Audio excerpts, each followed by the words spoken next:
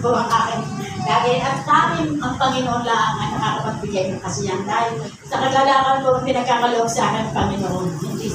Hindi po mahalaga sa akin na may nagdaman o wala. Kaya ako yung papasalamat sa Panginoon na ako binigyan din ng pagkakataon na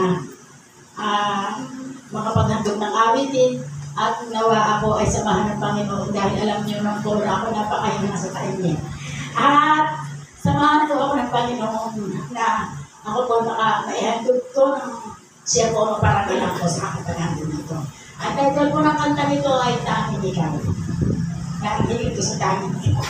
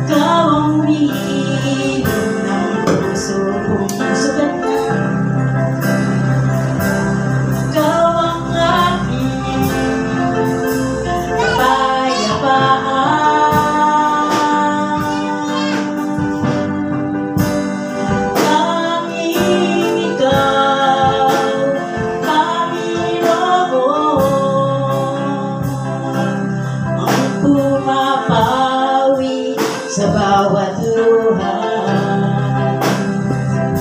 sa bawat bagyo at sa bawat bagyong dumaratan, O Diyos, Ikaw ang kublihan.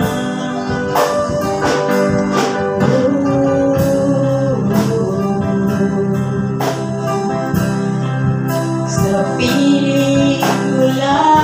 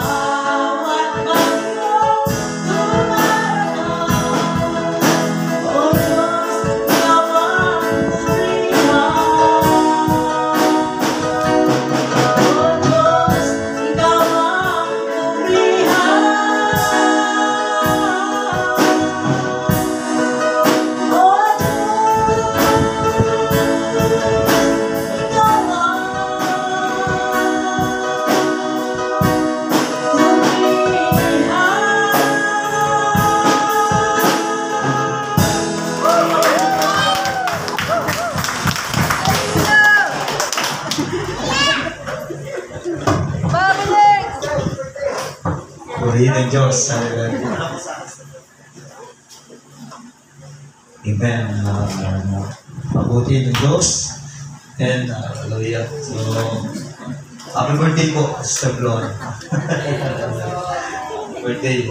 Mamaya pag-pray po natin siya. Natin siya pagpalain ng Panginoon. Okay, para po sa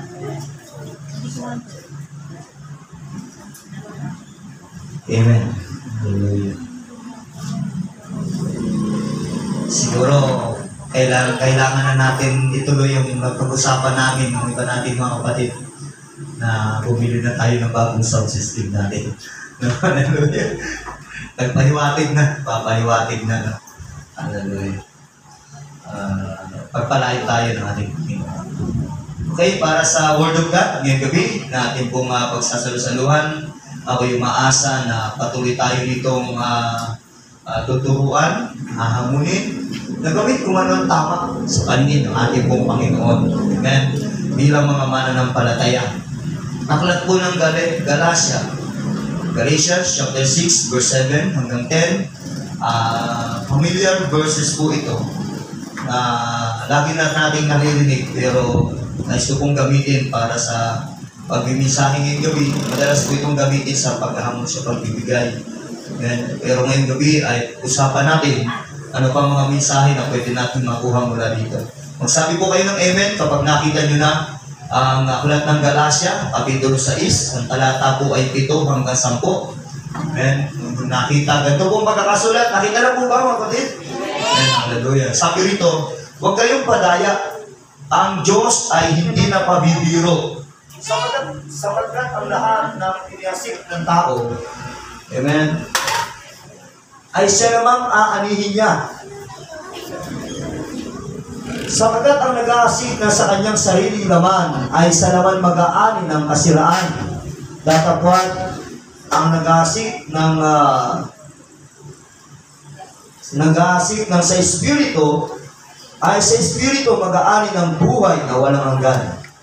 At huwag tayong mga pagod. Ito po ako kukuha ng pangangaral sa verse 9. At huwag tayong mga pagod sa paggawa ng mabuti, sapagkat sa kapanahunan ay magsisipag-ani tayo kung hindi tayo manghihimagot. Kaya nga, samantalang tayo'y may pagkakataon, ay magsigawa tayo ng mabuti sa lahat, lalong-lalo na sa mga kasambahay sa pananampalataya. Sandali po tayo manalangin bago po tayo lubusan ng patuloy. Diyos, amang banal sa langit, mabuti at tapat na Panginoon, kami po'y nagpupulit, nagpapasalamat sa iyo, sapagkat ikaw ang Diyos na gumawa at patuloy na gumagawa at gagawa pa ng mga dakilang bagay sa aming mga buhay. Salamat o Diyos sa gabi nito na may salita ka, na patuloy pong magtuturo sa amin ang katotohanan na dapat po namin patuloy na i-apply sa aming pong buhay, Panginoon.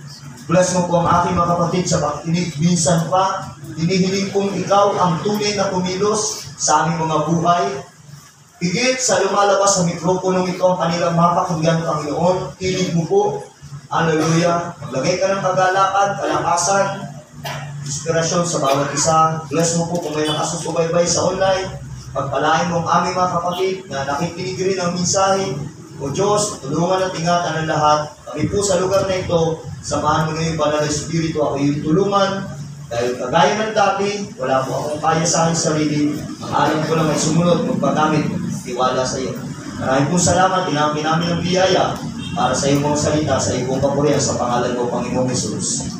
Amen. Malakas na malakpak po, isang ka, para sa ating Panginoon. Ang talatang ito, mga kapatid, ay meron pong pautos na salita, madiin na pautos na salita tungkol sa paggawa ng mabuti. No? Kaya sabi po rito sa verse 9, at huwag tayong mga pagod sa paggawa ng mabuti. Then, inulit-ulit sa verse 10, sa huling hanay, sa talatang ito, samantalang tayo may pagkakataon, ay magsigawa tayo ng mabuti sa lahat. Hallelujah. Pupukusan ko po yung salita ang paggawa ng mabuti. Meron ako nabasa na 6 na kahalagahan ng paggawa ng mabuti sa mga babasahing pambata. Pero alam ko na kahit ito'y babasahing pambata, ito'y pundasyon na dapat ay gagawin hanggang sa pagtanda. Sabi rito, meron ko nabasa, 6 na kahalagahan ng paggawa ng mabuti. Una, kapag tumulong o gumagawa tayo ng mabuti sa iba, nakararamdam tayo ng saya at gaan sa loob. Parang nagbibigay tayo ng kasiyahan sa iba at bumabalik ito sa atin. Pangalawa, ang paggawa ng mabuti ay tumutulong sa atin na magkaroon ng kaibigan.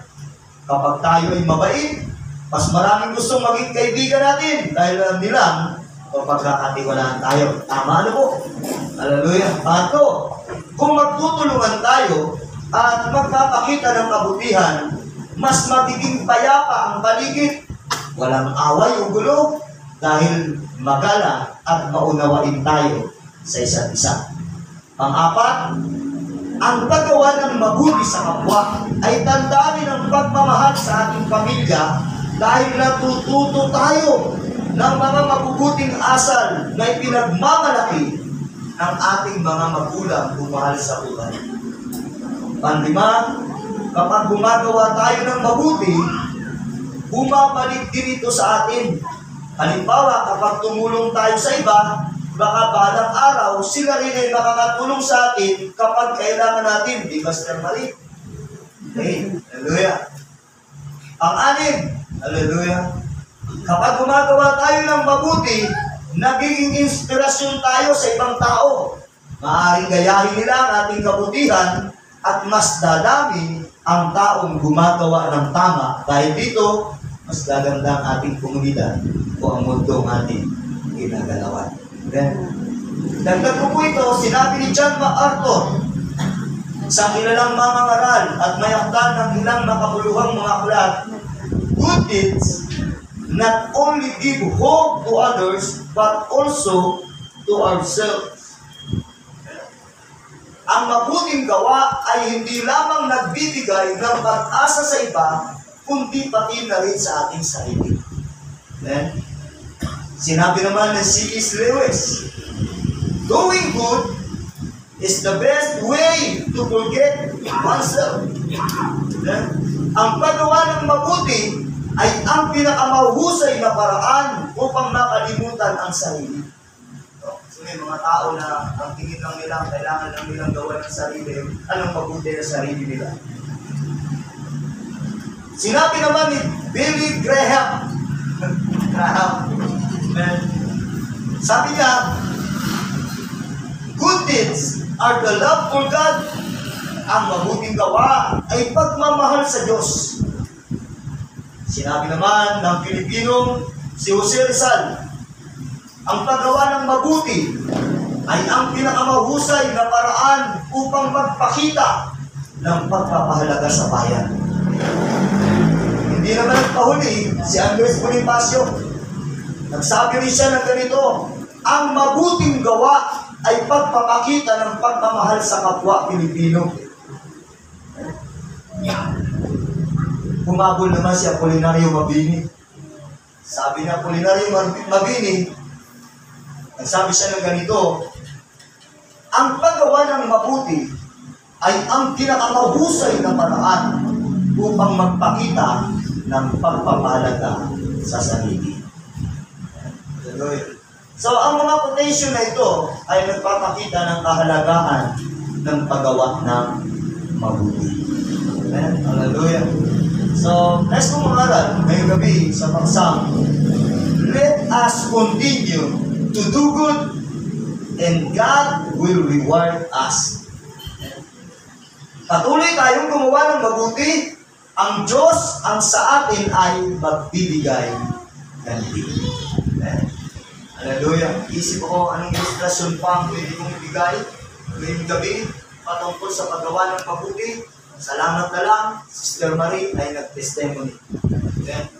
So, sabi ni Sister Irene, may blessing na natanggap, Sister Marie. Tinatanong sa kanya, ano yun? Hindi, hayaan mo siya na magpalita. Kaya hindi ko alam kung ano yun, pero sabi ko, ang sinagot ko sa kanya, hindi ako nagugulat. Hindi po ako nagugulat na makabalita na kayo'y pagpalain. Hindi lang siya, kundi kayong lahat. Amen? Sapagkat alam ko, ang gawang mabuti, may kaukulang ganti. Kaya hindi po ako nagtataka na kayo'y pagpalain. Hindi na po ako nagugulat ko, hindi namin inaasahan ko eh. No, hindi na po inaasahan. Hindi po ako nagtataas ng tao, pero hallelujah, nandiyan sila, nagsisikap yan tumulong din. Kung bakit po may hangin kayo natatanggap ngayon, biyaya ng Diyos yan ang pinadaan sa kanila. Si Brother Roblan, may puso siya na tumulong sa gawain ng Panginoon. May halaga yan. Nang dali nila yan dito, pumunta ako doon sa bilihan yan. Totoo yan, pumunta ako.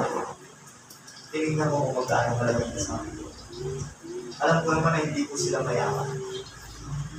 Pero, bigay sila. Kaya, alam ko na darating ang oras, may contentos. Mga kapatid, sa lahat ng inyong ginagawang mabuti, asahan ninyo, may ganti mula sa Diyos. Amen? Hindi man kayo mabanggit ng pangalan, pero asahan nyo, may ganti sa Diyos. Tandaan po natin, mga kapatid, lahat ng mabubuting gawa ay merong kaukulang ganti. All our good deeds have their corresponding rewards. Amen? Hindi man lahat ng ginagawa natin mabuti sa tao o sa ating kapwa ay magagantihan ng tao, subalit sa Diyos, lahat ay may kaukulang ganti. Amen? Hallelujah! Hindi po masama na tayo umasa ng mga bagay na mabuti dahil tayo po'y gumagawa ng mabuti. Amen? Hallelujah! Sabi nga ng ating teksto, kung anong yung iniasik, aanihin mo ito. Amen? You harvest what you plant. Hindi masama na tayo umasa. Subalit, napakaganda mga kapatid, na ating maunawaan ang katotohanan sa paggawa natin ng mabuti. Tandaan po natin mga kapatid, na ang Kristiyano ay nagpapakita, nagpapadama ng kabutihan sa iba, hindi dahil sa siya ay naghahangad ng reward o balik sa kanyang buhay.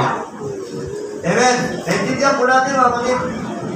Hindi po natin motibo na kaya tayo gumagawa ng mabuti ay parang may gumawa din sa atin ng mabuti, pagamat yun ang totoong prinsipyo.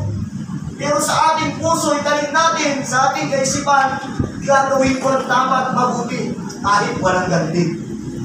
Amen. Hindi tayo gumagawa dahil sa reward o balik sa ating buhay, but because the love of Christ controls us. Amen. Sabi nga na 2 Corinthians chapter 5 verse 14, sapagkat ang pag-ibig ni Kristo ang pumipilit sa amin, sapagkat ipinagsisiya namin ng ganito, na kung ang isa namatay dahil sa lahat, kung gayon ay lahat ay nakamamatay. Ulit lang natin yung unang hanay, sapagkat ang pag-ibig ni Kristo ang pumipilit sa amin. Tandaan natin mga kapatid, gumagawa po tayo ng mabuti, hindi dahil sa reward, kundi dahil kay Kristo. Amen. Hallelujah. Pinapahintulutan natin bilang isang Kristiyano na gumawa si Kristo sa ating buhay upang tayo makagawa ng mabuti. Dahil ang katotohanan, ang Diyos ang nagbibigay sa atin ng pagnanais na gumawa ng mabuti dahil ito ang kalooban niya para sa atin. Amen? Ang Diyos ang nagbibigay sa atin ng pagnanais na gumawa ng mabuti. Amen? Hindi sa ating sarili. Amen? May Diyos na pinanggagalingan ng may nag-uudyok sa atin. Sabi nga ng Pilipos chapter 2, verse 13, amen?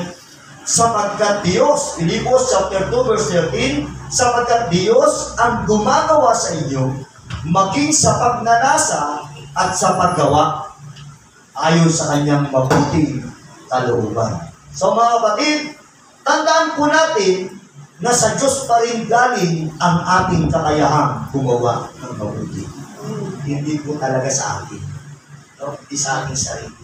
Galing niya sa Diyos. No?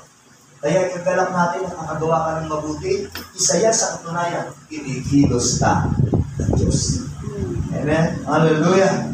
So, Tandaan din po natin mga kapatid, na ang gawang kabutihan, ito po ay manifestation o pagpapatunay na ang pag-ibig ni Kristo ang pumupuno sa ating mga puso. Kaya ka lalong nakagagawa ng mabuti kasi tigib ng kabutihan ang iyong puso. Pag ang puso ng tao ay hindi mabuti, ang lalabas sa kanya, ang magagawa niya, masasabi niya, ang magagawa niya, mga bagay na masama. Diba, nabasa natin sa puso nagmumula ang lahat ng mga bagay na masama, masamang pag-iisip, pangangalunya, karayati, pagpatay. No? Sa puso yun ang gagaling. Pero kapag ang laman ng puso ng tao ay ang Espiritu ni Kristo, mabuting bagay ang nagkakaroon. Kaya mga kapatid, umaasa ang Diyos sa atin at asahan din natin tuloy-tuloy tayo magawa ng bagay ng mabuti dahil nasa atin si Kristo. Amen! Hallelujah! So, ang pag-ibig ni Kristo ang pumupuno sa ating mga puso. At dahil doon, may ganti man at wala, may pagpapala at wala, gagawin pa rin natin kung anong mabuti at kung ano ang tama. Amen po ba, mga kapatid? Subalit ang maganda nga dito, mga kapatid, sabi dito sa Batangas ang mainam ganeri, ang mainam ganeri, hindi maaaring wala itong ganti. Mula sa Diyos, hindi maaaring walang ganti. Kaya nga sabi ng ating teksto sa Galacia Kapitulo 6, talatang 9, huwag kayong mga pagod sa paggawa ng mabuti, sapagkat sa kapanahunan ay magsisipag-ani tayo kung hindi tayo mga hinimago. Kaya nga mga kapatid, tuloy-tuloy po natin gagawin ang mga mabubuting mga gawa at lalo pa natin pagbubutihin, pag-uusayin hanggang sa araw na tayo balikan ng ating Panginoon. Amen. Hallelujah. Ang mabuting gawa na iyong ipinapakita, tandaan mo kapatid, ay hindi lilimutin ng Diyos. Sabi ng Hebreo Kapitulo 6, ang talata ay 10, sapagkat ang Diyos ay hindi liko upang limutin ang inyong gawa at ang pag-ibig na inyong ipinakita sa kanyang pangalan sa inyong paglilingkod sa mga banal at hanggang ngayon nagsisipag-lingkod kayo. Narinig natin mga kapatid, sapagkat ang Diyos ay hindi liko. For God is not unrighteous to forget your work and labor of God. Yan lilimutin ng Diyos. Hallelujah. Kaya mga kapatid, meron tayong dahilan para lalo tayo gumawa ng mabuti. Amen. Hallelujah. So, tapos na po agad, dahil bumabawi ako, kanina nag-alas-12 ako. Ayan, hallelujah. Tapos-tapusan, meron talaga itong rewards. Meron talagang ganti, hindi pwedeng wala. Lucas, Kapitulo 19, ang talatay 17. At sinabi niya sa kanya, mabuting gawa, ikaw na mabuting alipin, sapagkat nagtapat ka sa kakaunti, magkakaroon ka ng kapamahalaan sa 10 bayan. Bakit nagkaroon ng ganti sa lalaki sa alipin na ito?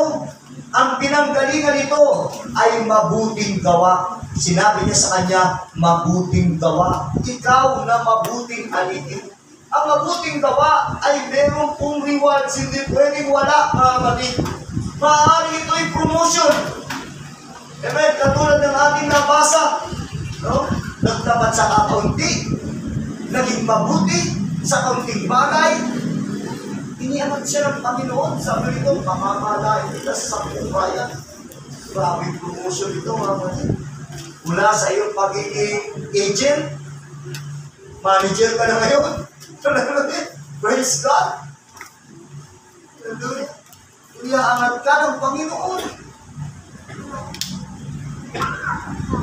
Ako, mula sa pagiging mangingisda, naminipasan, kulay ko, singitim ng pantalong kong kulay black. Kulat na lang ako, pwede pala ako magpasko. Wala naman akong ibang alam nun. Mula nung sumampalataya ko, kundi sumunod lang sa sumunod. Pag sinabi ng salita ng Diyos, pag sinabi ng pastor ko, sunod lang ako. Gawin ka kung anong tama, gawin na mabuti. Ama, pwede pala ako magpastor. At ngayon kayo nagpapastor. Hindi may pag-angat, mga kapatid. Hallelujah. Dati wala kang honor sa school. Pero dahil ikaw ay isang mabuting anak, mabuting batang Kristiyano, mabuting kabataang Kristiyano, iba inaangat ka ng Panginoon. Ang dami po rito may award. Ang dami po dito mga honor student.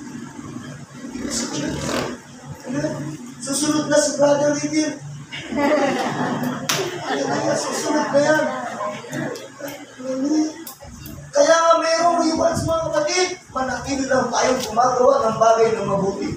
Romans chapter 2 verse 10. Sa Amerika ulat ng Roma, kapitulo 2, ang talatay 10. Datapwat, kaluwalhatian at karangalan at kapayapaan ang sa bawat taong gumagawa ng mabuti.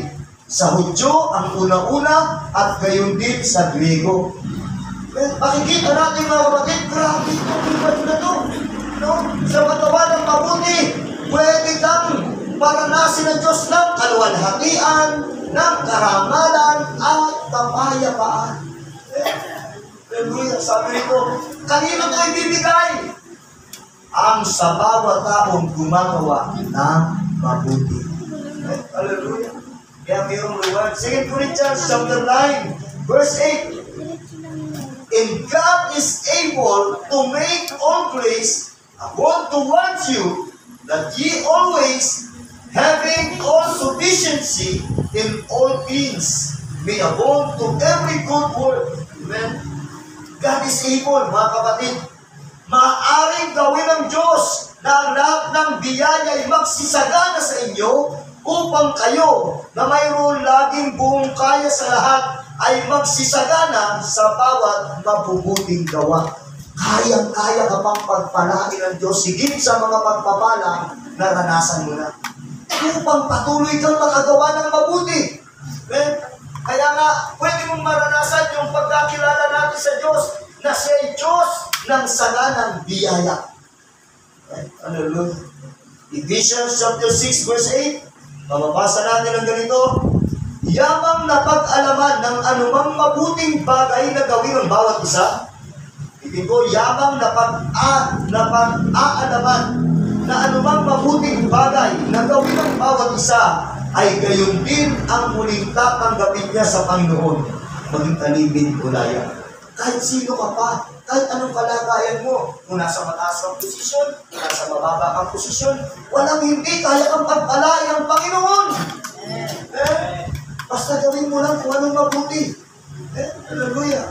Muling inulit ni Apostol Pablo sa 2 Thessalonians chapter 3 verse 13. Muling sinabi ni Apostol Pablo, ngunit kayo mga kapatid, huwag kayong mga pagod sa paggawa ng mabuti. Dinidinan talaga ito ni Apostol Pablo sa kanyang pagkakasulat. Sa Hebreo chapter 13 verse 16, may mababasa rin tayong ganito. Datapwat ang paggawa ng mabuti at ang pag-aabuloy ay huwag ninyong kalimutan, sapagkat sa mga gayong hain, ang Diyos ay totoong nalulugod. Titig ko lang, datapwat ang paggawa ng mabuti. Hallelujah. Huwag niyong kalilimutan, sapagkat sa mga gayong hain, ang Diyos ay totoong nalulugod. Kaya nga, habang tayo'y naghihintay sa Panginoon, habang tayo ay nasasabik sa muling pagbabalik ni Jesus, ang tagubilin sa atin ni Apostol Pablo sa kanyang sulat, samantalain natin ang lahat ng pagkakataon na tayo makagawa ng mabuti. Kaya, habang may panahon, gawin natin ang mabuti. Una sa Panginoon. Amen? Hallelujah. Ano bang mabuti sa paligid ng Diyos? Ang lagi natin siya sambahin, purihin, parangalan, kasalamatan, at lingkuran. Gawin natin ang pinakamabuti. Habang tayo may pagkakataon, sa iglesia ating kinabibilangan, kagalakan para sa paligid ng Diyos na tayo ay willing na magpagamit ng buhay upang patuloy na gumawa ng mabuti at sumuporta sa gawain niyang ito. Ano man ito, no? Ano mang pagsuporta ang pwede natin gawin. Gawin na natin ang pinakamabuti. Habang tayo may pagkakataon, habang hinihintay ang Panginoon sa ating mga mahal sa buhay, sa ating pamilya, gawin natin ang pinakamabuti. Kung ano yung bilang magagawa niyo. Kung usapin mo niya ng pagtitiis, tiis lang.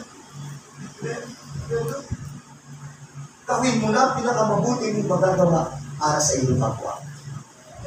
Habang naghihintay tayo sa Panginoon, lahat ng gawang mabuti ay hindi nakalimutan ng Diyos. Hallelujah. Magpapalain lalo tayo ng Panginoon, kalulugan tayo ng ating Panginoon. Mapuno po tayo ng inspirasyon na sa ating mga buhay, bilang mga Kristiyano, mananampalataya, na kung ang ibang mga tao ay Kristiyano ang makagawa ng mabuti, hindi ako papayag. Bakit ipagpaligsahan ako sa paggawa ng mabuti? Mapuno po tayo ng inspirasyon habang naghihintay ako sa Panginoon. Nagawin ko kung anong bagay na nakalulugod sa Diyos. Palakpakan po natin ang ating Panginoon. Kaya po mensahe, ngayon pong gabi, amen, yung natin ang ating mga ulo sa sandali ito. Hallelujah, pinalalakas tayo, inahamon ng mga pangangaral na ito. Hallelujah, habang sariwa pa sa atin ang ating mga isipan, ang mga salitang ito. Hallelujah, kung yung magpapakasakali, amen, hallelujah, magbibigay ng pangungusap, lalo na sa mga bago nating kapatid, first time, hindi mo pa natatanggap si Jesus, gusto kong sabihin sa iyo na hindi mabuti ang kalagayan ng tao, walang personal na relasyon sa Panginoon. Pinag-uusapan natin ang gawang mabuti, wala nang iba pang pinaka-huwaran sa paggawa ng mabuti kundi ang Diyos. Ibinigay niya ang kanyang buktong na anak na si Jesus upang tayo abutin at tubusin sa ating mga kasalanan. Nais niya na tayo pagpalain. Kaya ngayong gabi, sa aming bisita, sa aming bagong kapatid, amen, hallelujah, inaalo ko sa iyo, Panginoon, buksan mo ang puso mo para kay Kristo, magtatag ka ng isang maayos na relasyon sa Panginoon, damahin mo ang kabutihan ng Diyos sa iyong buhay. Hallelujah. Tulungan natin sila, sister. Inaalok namin sa iyo, Panginoon, tanggapin mo si Jesus. Pwede ka ba namin nanyayahan dito sa ulan? Mananalangin na huwag ka mag-alala. Di ka namin ipapaya. Aba na kayo po lahat. Wala na katingin sa paligid. Amen. Hallelujah. Meron po tumutulong sa kanya sa pagkatanggap sila ng Diyos. Pwede kayong lumuhod, mas mabuti, mas maganda. Hallelujah. At habang may tumatanggap sa Panginoon, hallelujah, ngayong gabi, sa bawat isa,